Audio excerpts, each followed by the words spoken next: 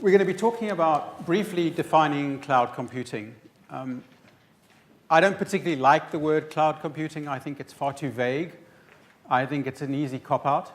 And I think it's important, especially for people that perhaps don't actually work in the gory details of the software industry, to understand a little bit about some of the nuances of cloud computing. Because I think how you respond to cloud computing really is different depending upon which layer in cloud computing you are. Cloud computing is more like a lasagna than a cloud.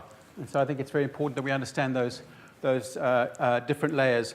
Then what we're going to do, we're going to spend, mainly Caroline is going to spend some time talking about how we've approached GDPR as, at the risk of being arrogant, Europe's leading software company. What are the challenges we faced from our perspective, and how we've approached those for our customers.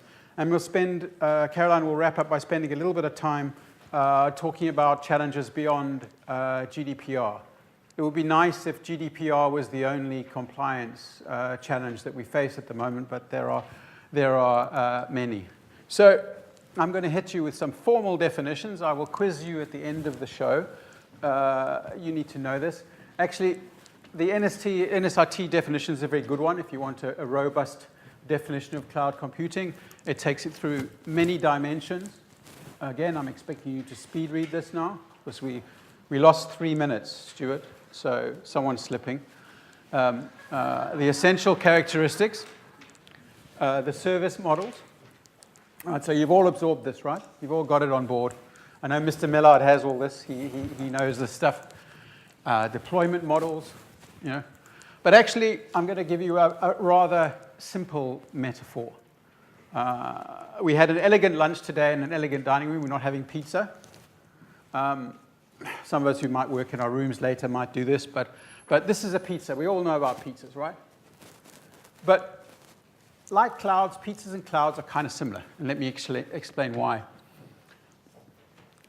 There is one way of consuming a pizza, which is where you make the thing at home. You go through the process of sourcing where you'll sit, the dining room table, you get the drinks, you get the cooking device, the fire or the grill or whatever it is you're making it. You make it with, you make the dough, you get the ingredients, and you put it together and you make the pizza yourself.